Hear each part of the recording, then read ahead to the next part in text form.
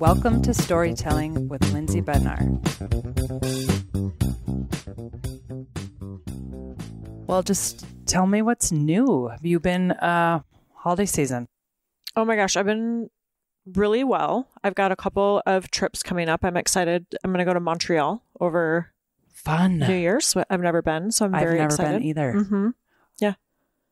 What's going on in Montreal for New Year's? Nothing. Just going with a couple of girlfriends. How fun. I know. Is it like or do you have an event you're attending? No, we just booked a trip. We're going to look at going to Portugal originally, but airfare was so expensive. Sure. And so we just started looking at a bunch of different options, and that's what we landed on. How fun. Yeah. How long are you there for? Just a few days. Okay. Yeah, just for the new year. Fun.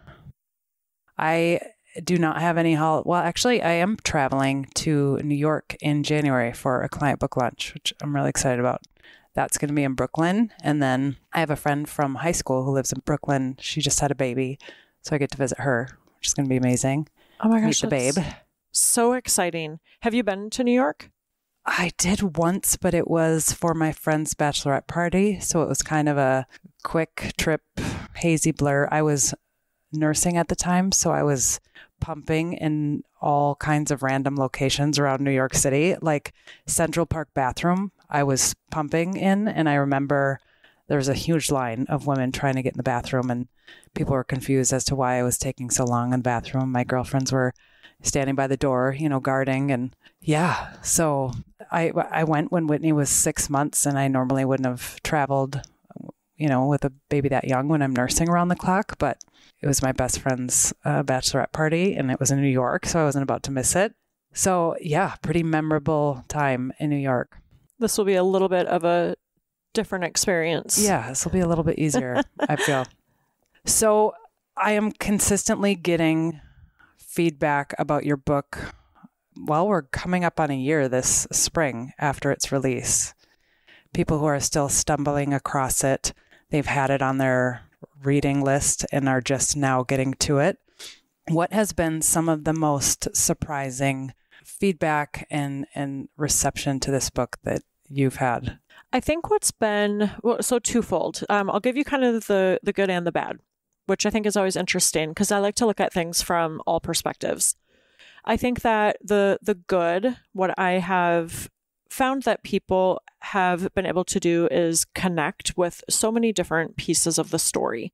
And so whether people have been through a situation similar to mine, which was a shocking end to a relationship, a romantic relationship, or they don't have any perspective of what it's like to go through that, there are different pieces and aspects of the book that people have reached out and said, oh my gosh, I related to this. And I'll give an example. So one example just a few months ago was someone that had my book on their reading list for a while and finally got to it over the summer. And they were like, I'm a really slow reader. It's going to take me a while. And most people tell me that they read it in a day or 2 days or, maybe 4 days or something. And so this was a similar situation. This reader reached out and said, I read your book in like 4 days, which is record time for me. But what they really related to was they came from a home of divorced parents. And it brought them back to their childhood of having sort of a revolving door of men and women coming through that their parents were dating. Interesting. And so what really resonated for them was that I've stayed in these kids' lives to show them that they do have two parents, like two parental figures that love them unconditionally. And so that was really cool. That was something I didn't really expect. And then on the flip side, one of the things that I thought has been interesting, and it's actually the great news about it is, me, I can find the good in everything. But one of the, there's a couple of reviews or feedback that was like, this story isn't that big of a deal. And that's actually given me a whole new platform of talking points because for me, it was a big deal because it's my life and it was my story and it was the biggest, most traumatic thing that had happened to me. And so is your story of what happened to you or anybody, right? So when I'm saying that, I'm speaking to everyone. And just because your divorce maybe wasn't plastered on the global, headlines like Amber Heard and Johnny Depp, it's still your divorce and it's your life and it's your story and it's big to you and it matters. So whether or not people think my story is big or not, it's still my story. And even if it is a small story to them, it still led to a big trauma for me. Right. That's interesting. And obviously, whenever you share something vulnerable, it's going to trigger so many things in people because it forces people to go inward, which is something that most everybody doesn't do because it's a scary process. But, I had a guest on last week and we talked about trauma and how one person's trauma can be another person's usual, or that is just something that has been a part of their life from the beginning. So they might not recognize it as trauma. But that's the thing about trauma is it's your perspective and it's going to resonate with some people and it's not going to resonate with others. But I'm surprised at that specific feedback in that it wasn't just a story about a relationship gone bad. There were so many different threads in it. And talk a bit about the different, you mentioned that there was one person who came forward about the divorce part resonated with them. What are some of the other pieces of the book that really spoke to people in addition to a relationship that wasn't what they thought it was? Yeah. So I think the biggest thing that happened, or people would reach out to me in like DMs, and they still do. It's great. I love it. I welcome it. And I love to have this dialogue and these conversations with people. And one of the things that's interesting, like, look, I'm not a therapist. I'm not a clinician. So I'm not out here diagnosing anybody. But one of the common themes and threads that has happened, and I didn't even call him, I don't think I even called him or like called it as it is. Like, yes, I said, these are things I experienced, but I've never come out and like diagnosed him as a narcissist or anyone else in the book. But that was a common thread of people reaching out to me and asking me questions about narcissism and those types of experiences, which I thought was really interesting. And, like seeing the signs and the red flags and, kind of ignoring them. I think being on a journey of personal growth and development. And I feel like I only barely touched on that. And I feel like in the book, it was more about the what happened. And then since the book has come out, I've been sharing more like in my own podcast and in my keynote speaking. That's about the after, the after the story and what happened and kind of that journey of growing and evolving and really a complete transformation. Just when you were speaking about the transformation and what has happened since, all the things that have transpired since, it got me thinking about the evolution of the title. And I want you to share that with the audience because the book is called You're My Favorite, for those of you who haven't had a chance to read it yet. And it's a title that once you came up with it, it was like, that's it. It's perfect for a lot of reasons. And there's a specific reason as to why you chose it for the book. But talk a little bit about the evolution of what it was initially and how that relates to the overall theme of things not being what you thought they were. Mm-hmm. Yeah. So originally the name of the book, I love a play on words. Like I love words within words, or I'm a sucker for acronyms. So if you don't like acronyms, I'm sorry, but I use them all the time. But it was originally Blinded by Love. And so Blinded was spelled Blinded. Now, I had to just explain that. And that was one of the issues that I was having as I was just starting to kind of test it in the market a little bit. And I was like, oh man, if I have to explain this every time. And plus with the lie in the Blinded, it gave too much away. And so I'd always had this list of working potential titles. And it was literally 2 months maybe before the book was published. And it didn't feel right.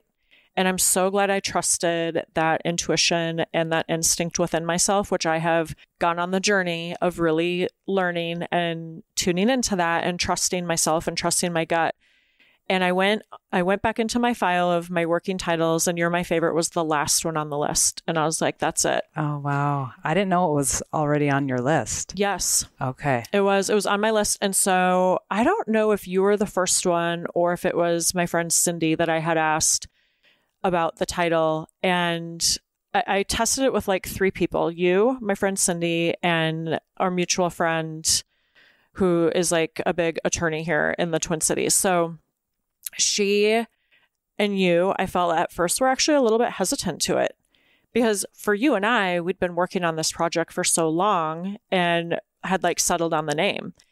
And my one friend was like all about it. She's like, yes, that's it. Like, you have to change it, like no brainer. And then the other friend was like, oh, I don't know. Are you sure? Like, you want to change it at the last minute? And in hindsight, like, I wouldn't even give it a second thought now.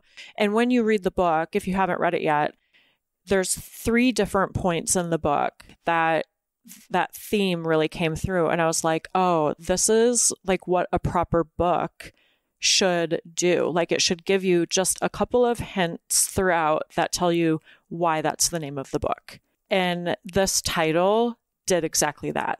It did. And it's funny that was my initial reaction, but it's so true. When you're in it and you've already kind of wrapped your head around what this is going to look like, what it's going to be called. We had mock cover ideas of just things you would come up with that hadn't gone to design yet. But because you had to see the title in order for the lie to kind of pop out, for it to make sense, it was Blinded by Love, then yeah, as soon as you kind of explain that through and we talked about that recurring theme of You're My Favorite, it was like, okay, yep, this is it. Yeah. And then it was also a series of events that made it go, oh my gosh, this is exactly what needed to happen. So originally I was going to be on the photo, or I was going to be on the cover, and I had a photo shoot scheduled. My photographer got sick, had to cancel. And then we ended up going, because of the change of title, we went a completely different direction in the design too. So it was just like, it all worked out exactly as it was supposed to. As it does. Yeah. Yeah. I think back to those beginning stages or middle stages, I guess, or probably towards the end of the book, and how I'm always amazed by how guided this process is. You know, and one of the people who you've spoke to in the book and who has like been a guide for you has been your dad. And there is a quote that you share from him, and it was on the tip of my tongue, but you're going to have to help me remember it. But just about the way in which book processes always seem to be guided by someone outside of ourselves. And for you, it seemed to be that your dad was a big part of that. What kind of advice did he give you before his passing that has stuck with you? Oh my gosh. So I call these my dad's dadisms. They're kind of like a dad joke, right? But like intended, like very well intentioned wisdom, like words of wisdom. So I'll give you a few of them. Like, he had a couple that were like super funny, because he would say things like, not too bad for a short little old fat guy. Or like, you got to do the best you can with the tools you got. But that's not the one that's really stuck with me. The one that's really stuck with me, and again, he would use it in like the worst timing. Again, well-intentioned, but just bad timing. Like when it's not what you want to hear, but it's that you are the architect of your own destiny. And I look at that in a lot of different ways now, as I have evolved and transformed and really changed in the past 4 years. So I look at that in a couple of different ways. And one of the biggest ways, I think, is you're the architect of your own destiny. Like, you can't always control what happens to you, but you can control how you respond. It's one of my favorite pieces of advice, and one of the things that when I taught high school English for 12 years, one of the things that I saw come to fruition time and time again, because I worked with so many students who were dealt a bad hand, and they came from a lot of traumatic situations. And so when I would see these students and their resilience rise up from their background and recognize, I'm not going to let this define me. I am going to use this to create a better life for myself. And in fact, I have a previous student who we just wrapped her book. It released last week, but I speak to that. I think I use that exact same quote in the foreword because it is 100% what humans are capable of. It is far more empowering to consider that we don't need to let other people write our story. We use what happened to write a more fantastical story than we could have ever have imagined. And so I absolutely love that quote. You have had such an amazing transformation in the past several years. And I want you to talk about some of the things that you have worked on, that you have been involved with, that have aided to that transformation. Oh my gosh, how much time do we have? So, so the first thing that happened, well, I definitely started to notice, a shift and a change in myself pretty quickly after that happened. I mean, one of the things was I was very turned off of men. Like, I actually was just thinking about this yesterday, that it was almost a full year before I even could find a man attractive. Like, that's how shaken I was over this experience. And about a year after the breakup, almost exactly, your sister and Vanessa had put on the first reset retreat. I go on this meditation retreat having never meditated for a second in my life, but I'm like, yeah, sure, I'll go to another country for 5 days that's all focused on meditating. I mean, I guess I just go all in, right? That's kind of your MO. You're just going to jump head first and do it big. And I really had no idea, A, what I was getting myself into and how life-changing that experience would be. Meditation has been one of the things that has really, I think, changed me the most in terms of being less reactive, being more calm, being more patient and tolerant. It's really something. I do it almost every day. I try to do it every day. I did a meditation this morning, and that was really the start. I think that was the start of me being a little bit more open-minded. Certainly was the start of being very much more vulnerable. Sharing my story in my book is clearly the most vulnerable thing I've ever done. I don't think that anyone would have considered or called me vulnerable prior to, this traumatic event happening in my life. But, and then my dad passing away, that was obviously something that was really, really traumatic for me as well. I mean, he was really the only person in my family that I identified with being like. And so that was hard. It felt like I lost a big part of me. But it's also, on the flip side of that, given me more confidence and security in who I am. So a couple of other things that I've done on this journey since the book coming out is I have started a podcast to, again, like I said earlier, really to kind of share the after. I started learning, I ended up creating a process called Ginny Priem, which is when I kind of stood at the end of this, and I'm still on the journey. I don't think that there's ever an end to the journey. I always like to say and use the word growing instead of growth because it's the action. Yeah, it's never done. We're never always done. On the path. Yeah. So you're always on the path. And so for me, Ginny Priem is the kind of the steps that I took on my journey. And I was like, ooh, I wish there was something like this that I could have had easily accessed when I was going through all this. So I developed this process, and I have a whole coaching program and a whole coaching model around it called The Path Forward. And I got my coaching certification, started a podcast, wrote a book, do keynote speaking now. And so Ginny Priem is about gathering. So gathering your vision, gathering information. And for me, that was one of the first things I started to do was I gathered so much information and asked a lot of hard questions like, how did I get here? How did this happen? How did I let this happen? And that led me on this whole journey of really learning and digging in on things that people were reaching out, like narcissism, gaslighting, things like gray rocking, boundaries, exploring and going, gosh, if I needed to learn all of these things and unlearn a lot of things, At almost 40 years old at that point, other people probably could use access to some of this information too. Gray rocking is a term I've never heard of before. I'm very familiar with gaslighting, narcissism, but I would love for you to speak to gray rocking. Gray rocking. Yeah. Okay. So that's actually going to be episode 18 of Drinking with Gin, is a whole episode on gray rocking. And basically what it is it's a technique that you use with narcissists. And I'll just give like a very high level, but you become as uninteresting, like a gray rock, as possible, so that they start to lose interest and no longer view you and see you as supply. Wow. So it's a way to kind of counteract the methods, I suppose, that narcissists use, where they keep pulling you back in. And so you're turn yourself into a gray rock. That is very uninteresting. Okay, but you didn't do that.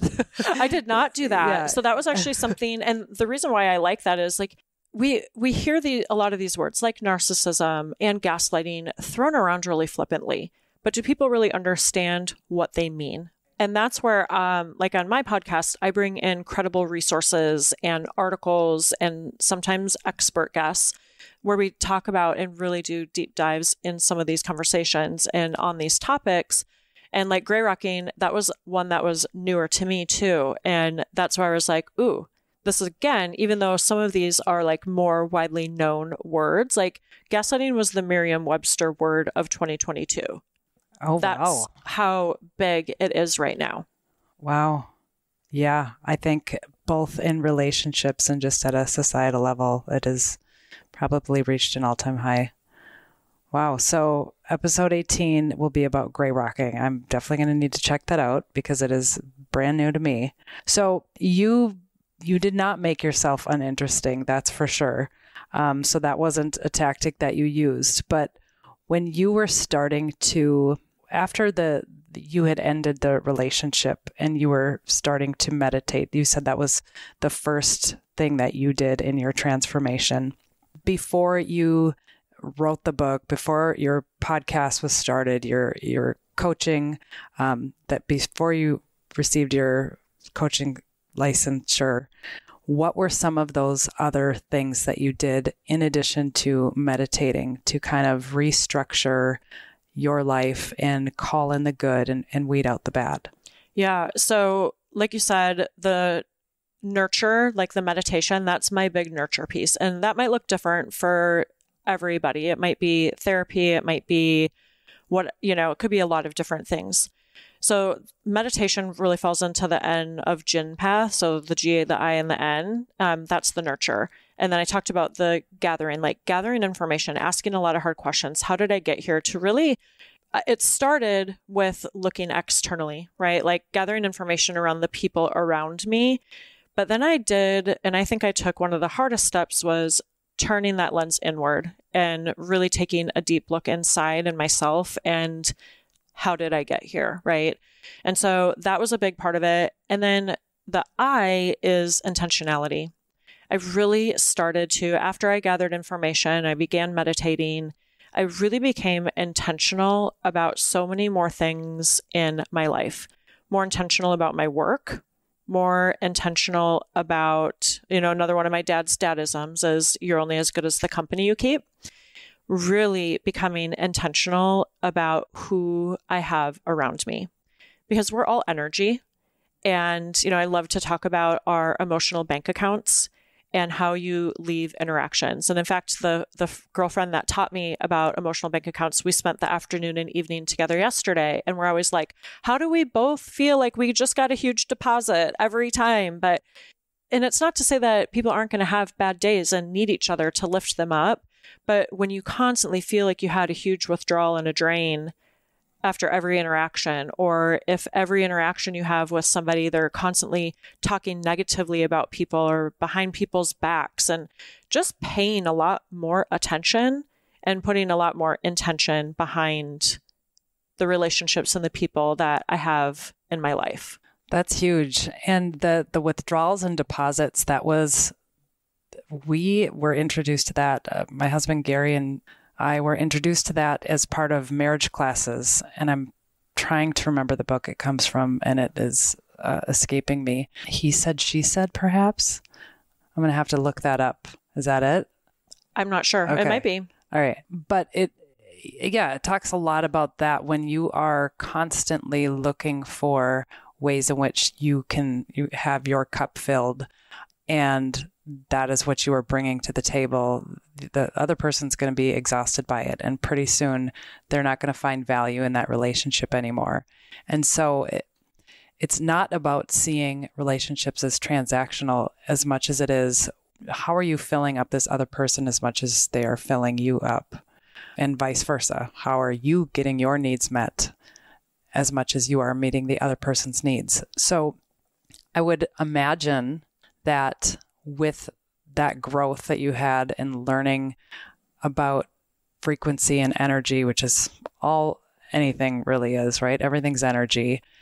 I would imagine that you've had some shifts in relationships and things that have grown, and relationships that have, maybe you've seen it in a different light. Has that been a difficult journey? What has that been like in the past several years? It has been an interesting journey. So what is really interesting to me is what I learned in this process is those tendencies and behaviors that I do talk about in the book, like gaslighting, blame shifting, a lot of the things that I experienced with Chad, I experienced because it was familiar to me my entire life. And familiarity sometimes has comfort, but that's not always a good thing. And so kind of what we talked about, I almost had to uncondition myself of what I'd been conditioned to for almost 40 years. And I slowly started to remove some of those toxic and abusive relationships from my life. And there's only a few. It's not that many, which is crazy, but they were some of the closest relationships to my life. And what would happen is, and I know you and I talked about this, but like what would happen is I would remove one, and then it was like whack-a-mole, kind of like, then another one would pop up, but almost in a more, because like narcissistic personality disorder, they want to control you. They want to be the number one in your life so that you need them. And so it's like, once I would get rid of one, then the next one would rise to the top. And for me, in this learning process and journey of really starting to understand it and starting to know and trust myself, it was like there was a magnifying glass on it. And I was like, nope, I see you now. Like, you can't fool me. And so, like, I feel like I've really kind of weeded out most of the toxicity from my life. And as I have become more vulnerable, softer edges, more warm, which I think that's who I've always been to my core, but I had developed unhealthy coping mechanisms, which created a wall, which made people think that, oh, she's cold and tough. But now I've really started to become my authentic self and be me, wholeheartedly who I am. And what that's done is it's highlighted those healthy friendships that I've had, like my girlfriend that I was with yesterday. I mean, we've been friends for over a dozen years. I have a lot of long-standing, really wonderful people in my life.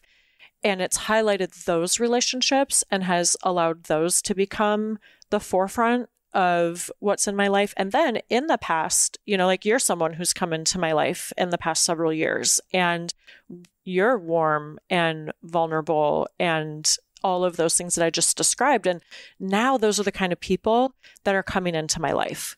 Well, thank you for that. Yeah, I feel like our paths, and we've talked about this before, they had crossed several times before we really sat down and had our first coffee date to talk about your book idea.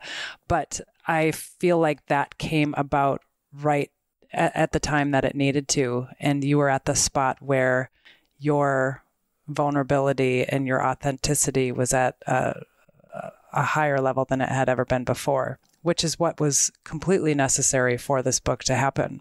And, you know, when you were talking about whack-a-mole and how these people start to surface themselves, it's like Vanessa, our meditation coach, talks about when we are trying to clear something negative from our energy field, we will get these situations that crop up for us to confirm, delete these patterns. So it can feel confusing or frustrating because you're working so hard on getting rid of something, and then all of a sudden it crops up again. You're like, wait, I thought I was getting rid of that. But it actually presents itself as an opportunity to be like, okay, are you ready? Like, you've been doing this work. So if you're ready, let's confirm and delete this and prove to yourself you're not going to put up with this anymore, or you're going to do things differently this time. And so I really like how she puts it in that way, because it reaffirms that we are on this journey to constantly grow and constantly learn. And those are opportunities for us to grow that much further, as opposed to looking at it as, you know, something frustrating. These are opportunities to say, oh, someone's showing me they're ugly and I have set a hard boundary. I'm not going to deal with that anymore. Now is your opportunity to prove to yourself that you have changed and your boundaries are so much stronger and you're going to call in better energy going forward. Yeah. And oh my gosh, I have so many thoughts to add on to that. Yes. And one of them is that when you start to not feed into those toxic behaviors, sometimes they'll remove themselves from your life. And that's okay too. It just kind of works out a little easier for you when that starts to happen, but it is because you start to have boundaries or you don't feed into it. And I'll just give a very honest example. So, you know, as I've been working to transition out of corporate America and into this new life of keynote speaking, podcast, authoring more books, I had a friend who was like, well, aren't you scared? You know, gosh, like groceries have gotten so expensive and gas money, and aren't you terrified you're going to need health insurance? And it was so interesting. Like old Ginny would have been like, should I be scared? Well, should I be terrified? Oh my gosh, yeah, those are all really valid points. But the people that really love and support you are never going to try to instill fear in you like that. And that's another big shift and change that I've seen in the friendships. And like, I was reflecting on like my keynote speaking coach and you, and how closely and intimately we work together, or even my business coach, her name's Nicole Walters. Like, she's massively huge. Like, she's on TV, and when I told her, I was like, look, I'll take your leftover keynote jobs. And she was like, absolutely not. There is enough work for both of us. And that is the kind of women that we need in our lives, that we are supporting and lifting each other up, like not trying to instill fear or hold back or talk about each other behind each other's backs. Like, it's just, that's been another big shift and something that I've noticed has really happened.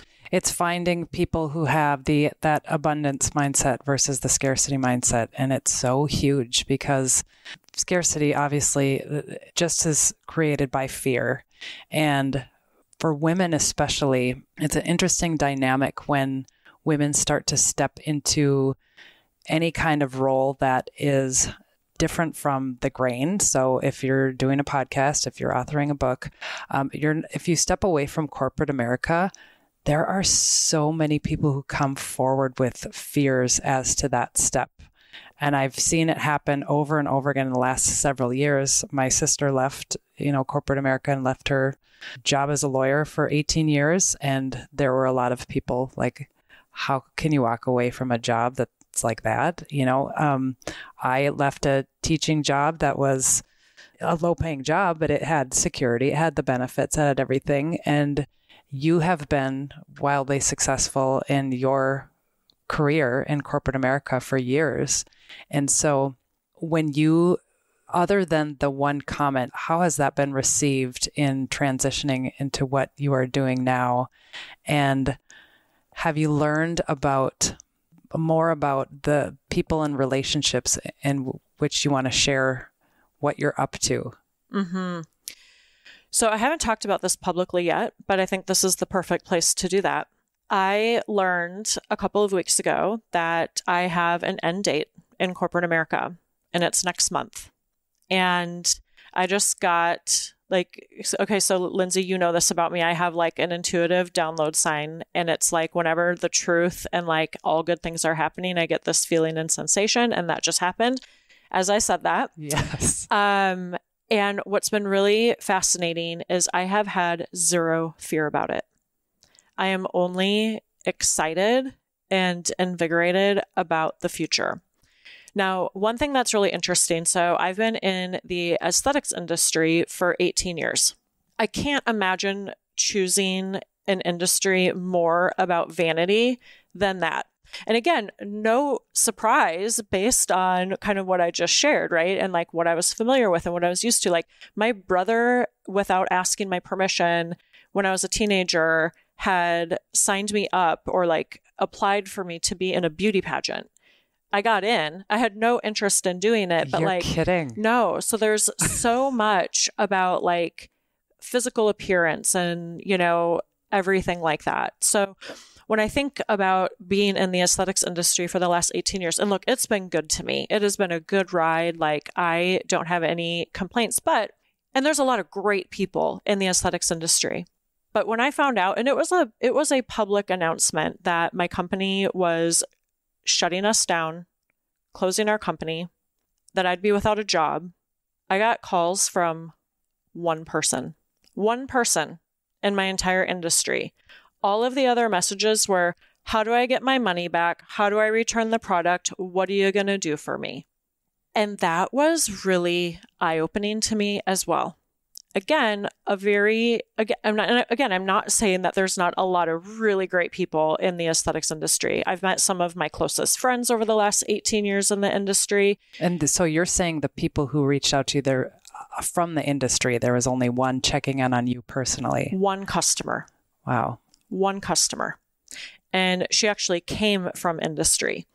So that was really eye-opening to me. And she's an amazing person, an amazing human. And then she called, we talked again this past week, and she said that her and her husband had gone and listened to every one of my podcasts, and they're, one of Ginny's gems now. And it was really heartwarming. But also, like I said, in working with you and my speaking coach and my business coach, it's just a different feel of this connection and warmth and vulnerability and caring. Like my speaking coach, my business coach, all of these people that have been the backbone of my support entering this new phase, shall we call it the next chapter of my career and life, have gone above and beyond. Like, yes, we all have to make a living, but you gave me extra sessions and extra time. Nicole gave me extra sessions and extra time. Danielle has given me extra sessions and extra time because we know that that's what we need to do to have the best possible outcome. And because there's good intentions and we're nurturing and taking care of each other, it all just comes together, and I see it in a different way now. Mm-hmm. Yeah. The players in your life, from my perspective, because we worked together so closely for a year bringing the book together, they've definitely shifted. And I know you spoke to this, but from what I see, it is those really authentic relationships that have come to the forefront. And I think that's part of when anybody's growing and coming into themselves, and meditation does such a great job of really connecting you to your higher self and, the best version of yourself. Is any amount of inauthenticity is just like gross. It just feels like so out of skin. And I think, part of your practice was that first part of growing into who you are is removing that energy, that negative energy, surrounding yourself with people who see you for you and believe in you and know what you're capable of. And I love that you found a speaking coach, a business coach that sees you like I see you, because those are the people who are going to take you to where it is that you're able to go and for you to reach your potential. And your podcast has been going so well. You're on episode 18. Yeah, 17 comes out this week, 18 next week. It's just been a whirlwind. Wow. And what has been one of your favorite, most surprising parts about the podcast? So I did sort of a reset. My speaking coach has been so much more than just a speaking coach. She looks at all of my content. She has helped me in so many ways. She's become a great friend. I mean, again, above and beyond. But in listening to my podcast, she was like, she actually wanted me to start over. And her and I, we have a very clear understanding of like, I will always listen to all of her advice. I don't always take it. And she's like, if you feel really strongly about something, and I felt really strongly about not completely starting over, because I did love that there's some really good feedback, but she basically was like, you need to just tell the story. You have to tell the story in the book. And so originally I was scripted, I was a little bit more formal, and I was kind of like creating the storyline of kind of stretching things out, right? And dragging it out. And I did need to just rip the Band-Aid off and get to the hard part of the story and just tell the story. And that's what I did. And I went unscripted, and the feedback has been overwhelmingly positive. And people are saying, like, listeners are saying it's more purposeful, it's more meaningful. I'm getting messages from people going, oh my gosh, I was married to a narcissist, and thank you for sharing this. They love, now I bring on like expert guests. And so they're like, oh, I love when you have guests on and like you really dig into really good stuff, and that it's helping. Like, that's at the end of the day what it's for. It's not because it's fun for me to talk about having to go into a clinic and get, tested for the full panel of STDs. But if that can help other people, and having that information and knowing like how we can best take care of ourselves physically, mentally, emotionally, that's what it's there for. So, getting feedback that now it's like sitting at dinner and having a conversation. It's meaningful. Yeah. Yeah. And so you started your podcast with having more of a script, and now you're unscripted. Yeah. Yeah. As of episode 6, I went unscripted. I do have notes, especially if I'm referencing articles. So I'll have like certain notes that I will have just to make sure I'm quoting things appropriately, or I'm staying on track with different articles or books that I'm quoting. But yeah, other than that, it's unscripted. So it just has a more natural feel, and that's hard for me. So 2 of the things that I've really been working on hard in the last year are people pleasing and perfectionism. Yeah. That it's tough when you are putting yourself out there to know that you're not going to be everybody's cup of tea. And I have always notoriously been a people pleaser. And it was really, I think, my meditation practice that allowed me to realize I'm not going to please everybody, and trying to do that is just too exhausting. And I also just had this like innate desire to just be fully me. And I felt too many restraints in the career I was in that I couldn't be fully me. And just thinking of how what I say or do might hit different audiences or people. But I know that my intentions are pure, and I know that when I'm my authentic self, that the right people I'm connecting with, or that I'm going to connect with the people who need it, or that it's going to resonate with. And then the other people, they're going to find somebody else that they can connect with and that'll resonate with them. It's a humbling process for sure, but it's also so incredibly freeing at the same time to just realize, yeah, I'm not going to be for everybody, and that's okay. Because the ones I'm for, it's going to be impactful and it's going to be real.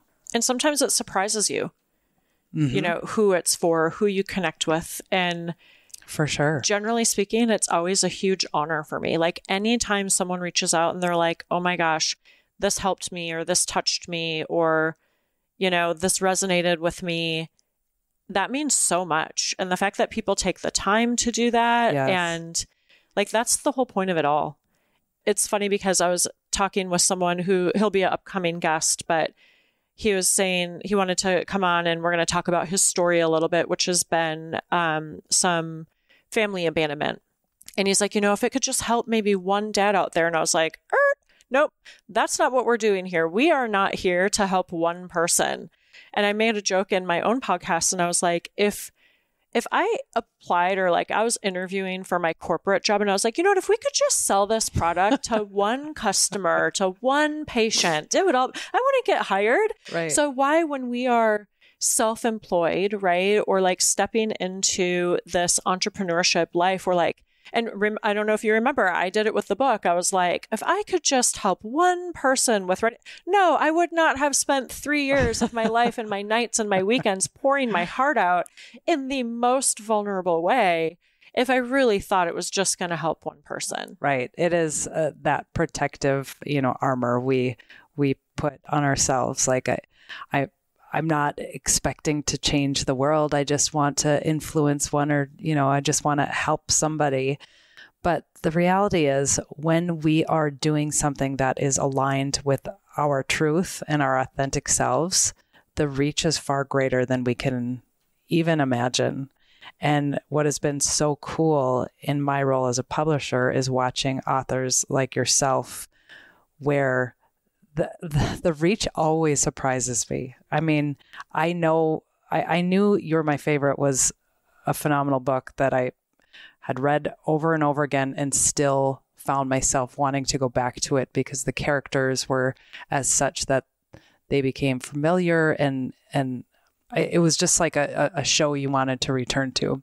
So I knew we had something there, but then, when you put it out, and the feedback you get, and the reviews, and the people who, like you said, take the time out of their day, not just to read the book, but then to share their feedback, there's nothing like it. Well, and look, when it comes to podcasts and it comes to books, like, we depend on reviews. We depend on ratings. Like, that is our lifeline. That is our blood supply. And so we need people to, yes, like, buying the book and, spending the $19.99 on it. And I had people buying it for their book clubs and for gifts. And it is also appreciated. But taking that 30 seconds to go on and click the 5 stars, and, maybe taking an extra minute and writing a review to say what resonated with you or what you liked about it, it means so much. So much. Just as anybody who owns a business, if I've had a really great interaction with someone who owns a business, or just a customer service agent from what do we get? It was from Warner Stallion, like our dryer. And there was somebody who was so helpful and so polite, and I took the time to just reach out to the company and share about that individual, because it's those interactions that make such a big difference. And when people rely on those reviews, it's huge. And I'm so grateful to everybody who has reached out to any project I've been a part of, but yours especially. People have been really great at providing feedback. They have. And so every single one is appreciated, especially because in the culture and the society that we live in right now, where the negative voices are oftentimes the loudest, like, it sometimes takes 5 of the positive voices to quiet that negative voice. And so like people live, in the keyboard warriors, right? Like, brave behind the screen. And so the fact that there are so many more supportive people, it really means so much. It does. And for anybody who, if you're a teacher or you're working a corporate job, you get reviews and you get feedback from your boss or whoever it is, from your students. I always would survey my students just to check in, like, how can I make things more clear? What are you enjoying? What are you not enjoying? And it is what allows us to do better. And so when you put out a podcast or a book, it's like you're putting it out into the world, and then you're just kind of this invisible person in the background, where unless they take the time to reach out to you, you really have no idea how it's hitting or sitting with people. And I'm, now in our 40s, I feel like I don't want to shy away from any sort of feedback, because I've learned the most throughout my career through my missteps than I have through the things that have gone really well. And so typically reviews are either 5 shiny stars and talking about how much this book resonated with them and how appreciative they are, or it's the absolute flip side of somebody who is very triggered by a book or an episode of a podcast or whatever it is. And so they're going to give a very negative rating because of how it affected them personally, how it triggered them. Yeah. So when we're doing things that are creative, like a book or a podcast, and we put those out there without hearing that feedback from our listeners or from our readers, it is very difficult to gauge how all of this work we've poured into, how that is landing with people. And so for anybody listening, if you've read her book, if you haven't had a chance to review it, so encourage you to do so. And whenever you have an interaction that's powerful, I would just encourage everybody to take the time to let that person know, even if it's not public, even if you send, I mean, how many DMs have you had over the past year? It's been incredible. I mean, people giving feedback like we talked about earlier in terms of what connected with them. I mean, I had people dropping in my DMs that were like, I'm also a real life victim of Chad. Which that was fascinating. That happened several times. And of the same person from your book. Mm-hmm. Yeah. So the main character in my book, that's not his real name. Obviously we changed the names for protection purposes, but yeah, the reviews do really matter. And especially when you think about my story and what so many people are doing when they're sharing their story of their adversity or their traumatic event in their life, it's so personal to them. And having a little grace for that and that vulnerability of like really putting that out there with the intention of going, I hope this helps people. And as long as people can see and they know that intention is pure, like I didn't do it for my health. I didn't do it to be salacious, even though there is some salacious stuff in the book. That just was my real life, unfortunately, at that time. So knowing the intention was pure and that I wasn't sharing this story to be vindictive, and you would have never published with me if that was the case. Like you said that straight out of the gates. Like I wanted to work on this project because I saw the intention behind sharing the story and You're My Favorite. Absolutely. And I think that is, I would love for everybody to recognize that the intention behind anything, any new project or anything we start is so huge. I mean, for anybody who isn't familiar with Simon Sinek, I'm sure everybody is, but the guy who talks about the why, the purpose, and how that's why Apple has gotten so huge is because they find the why and what motivates people to buy their products. And when I'm working with an author on their book, even if it is a children's book, I always ask about the intention and the why first. And, you know, for children's book, it could be as simple as I want to make people laugh, or I wanted a book like this to read with my kids and it wasn't on the market. Like that's still a great intention. And then of course with a memoir, the why needs to be in service to humanity for some reason.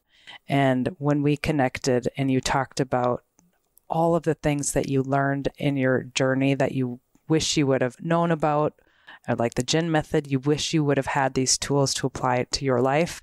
That was like, okay, yep, she's got a clear intention and it is about being in service to others.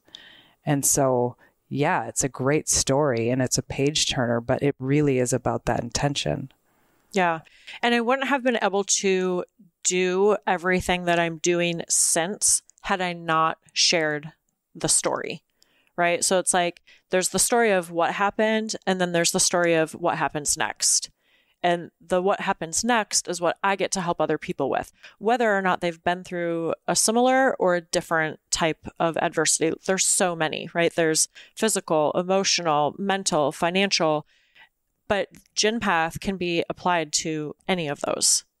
So speaking of what happens next, you are leaving your corporate job Yes, ma'am. And what is on the horizon for Ginny in 2023?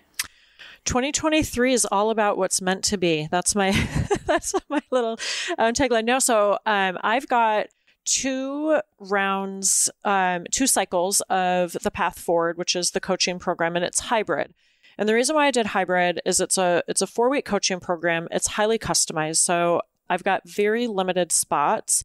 It's a very approachable package, I will say, from a timing, from a pricing standpoint. And the reason why it's so limited in terms of space is because it is very customized. So it's 3 weeks of group and then 1 individual one-on-one coaching with me. So I've got 2 rounds of that launching, one in January and then one that will bridge February, March. I've got keynotes already on the books. I've got my podcast up and running. And who knows when book number 2 will be out, but that is... I was just going to say, when do we get to work together again? Yeah, it's underway. So just getting started in the framework of that, which I'm very excited about. So a lot to look forward to. Well, it has been so much fun watching the last year and how much your life has shifted, and since the release of the book, and well, even the year leading up to that. So I have no doubts that this next year will be just as big, and I'm so excited for you to step into your own career where you get to carve out the people with whom you want to work, the content with which you want to work, and continue to serve others in so many different ways. I'm so happy for you. Thank you. I'm really excited. Well, where can people find you? I would say the 2 best places. So connect with me on social. It's at Ginny Priem, just my full name, GINNYPRIEM. That's also my website. And so I'd say those are the 2 best places. I am on Facebook, although I don't utilize that as much. I basically do Instagram. I do have a LinkedIn page as well, but those are the 2 areas. And then you'll be able to see updates. I'm starting a YouTube channel. You'll see I'll keep things up to date, like my upcoming keynotes that are able to be attended by the public, and just you'll be able to keep up with what's going on. Awesome. Well, thank you so much for coming today. This has been so much fun. I don't get to see you enough now that we're so busy, so I'm glad I got to sneak you in for an afternoon. Yes. And thank you. Yeah. Love you, girl. Love you. You're my favorite.